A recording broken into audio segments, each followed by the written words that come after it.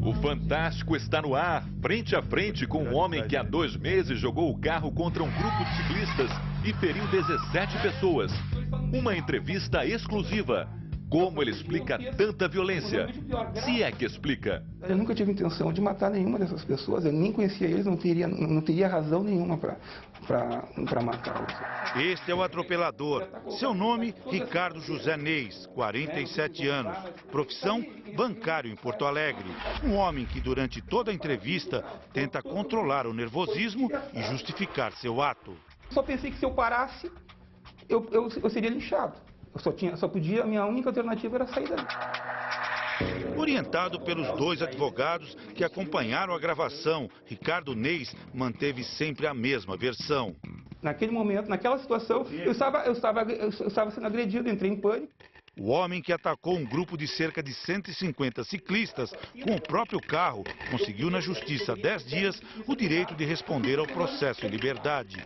O que aconteceu naquele dia? Então, naquele dia, eu estava indo levar meu filho na casa da mãe dele, ele tinha passado a semana toda comigo. No caminho, o Ricardo deu de frente com ciclistas do movimento Massa Crítica. São homens e mulheres que se reúnem uma vez por mês para defender o uso da bicicleta como meio de transporte. Naquela noite de 25 de fevereiro, o grupo, com cerca de 150 ciclistas, percorreu este trajeto pelo centro de Porto Alegre. Eram 7 horas. Ricardo e os ciclistas se encontraram neste ponto. Segundo o motorista, o grupo o impediu de passar. Fecharam o trânsito e tomaram conta da rua ali eu parei com o carro, alguns deles se atiraram por cima do capô, outros deram alguns socos ali, né? E eu fiquei bastante nervoso, meu filho também, então eu procurei apaziguar. Baixei o vidro, né? Baixei o vidro e disse para eles que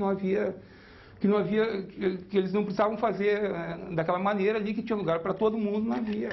Um quarteirão depois, Ricardo afirma que os ciclistas abriram passagem e a situação, que parecia resolvida, se complicou. Quando eu ultrapassei, aí eu vi que eles se enfureceram. Então, nesse momento, eles realmente começaram a agredir o carro, quebraram o espelho, deram várias batidas mais fortes, né? Aí, então, o meu guri estava em pânico, eu fiquei em pânico também e procurei fugir. Às 7h10, Ricardo saiu em disparada. Estas imagens foram feitas pelos próprios manifestantes. Divulgadas na internet, acabaram sendo vistas por todo o Brasil. Elas mostram o momento em que ele acelera e joga o carro em cima dos jovens. Mas você não podia ter pego a direita ou pego uma outra rua, evitado... Não, porque nós já tínhamos passado, eu poderia ter feito isso antes. Depois de atropelar um grupo de ciclistas nesta rua, aqui na região central de Porto Alegre, Ricardo fugiu sem prestar socorro às vítimas. Foi preso e denunciado por 17 tentativas de homicídio. Chegou a ficar quase um mês na cadeia. Eu agi de forma instintiva. A minha intenção era sair dali. Você estava com raiva naquele momento? Não, eu estava em pânico, estava com medo. O senhor colocou em risco a sua vida, a vida do seu filho e dos ciclistas ali, quer dizer, o senhor não poderia ter evitado aquele atropelamento conjunto ali em massa? Se eu pudesse prever o que aconteceria, se eu pudesse prever a agressão, mas eu teria que ter uma bola de cristal, né? Eu sou parar o carro e pedir ajuda para um policial? Mas como? Mas naquele momento não haveria tempo, meu amigo, não haveria tempo. Mas então podia ter matado um daqueles... Exatamente por isso. Você há de convir comigo que você não pode ter uma manifestação, uma passeata no meio do trânsito. Os ciclistas Marcos, Surian e Ricardo estavam no grupo que pedalava naquela noite. Eles contestam a versão do atropelador. Dizem que não foram eles que começaram a confusão. Naquele evento, não tinha nenhuma pessoa tomando atitudes agressivas. As pessoas ficaram até em volta do carro para tentar parar ele, porque ele estava, de fato, acelerando, sabe, dando aquelas pequenas aceleradas para... Ninguém quebrou o carro dele, ninguém bateu, bateram na janela assim, ô, calma aí, vamos conversar. E ele não se mostrou nem um pouco aberto ao diálogo. Um exemplo de muitos motoristas que estão por aí, descontrolados. Porque realmente eu estava totalmente transtornado. E ainda fiquei durante um bom tempo. Então o senhor disse que tinha problemas psiquiátricos? Não. Eu não. Queria ser internado? Não. Na realidade, eu não tinha problemas psicológicos. Na realidade, eu fiquei com problemas. Na realidade, o CID, que o médico colocou lá, foi estresse pós-traumático. O ciclista Marcos também aparece rapidamente nestas imagens, no momento em que o motorista avança sobre o grupo. E foi aí que eu olhei para trás e eu vi gente voando por cima do carro. E aí eu pensei, bom, tem que sair daqui.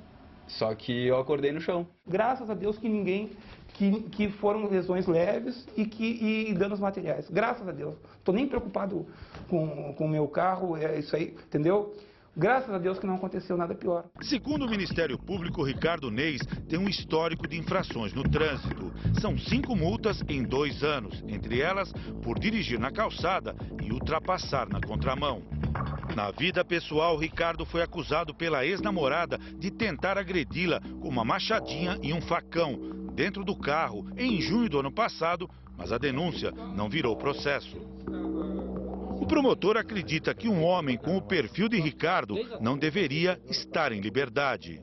Ele sabe que está com um carro altamente potente, motor potente, atuando contra ciclistas, né, em veículos mais fracos e mais expostos. Ele tinha plena ciência de que aquela ação ele podia matar as pessoas. Essa é a acusação inicial. Você sente um remorso na hora que o senhor está claro que eu pensei muito nisso, né? Assim, claro que isso que você está colocando, eu me pergunto se realmente, será que eu avaliei certo no momento? Naquele momento, eu realmente penso nisso.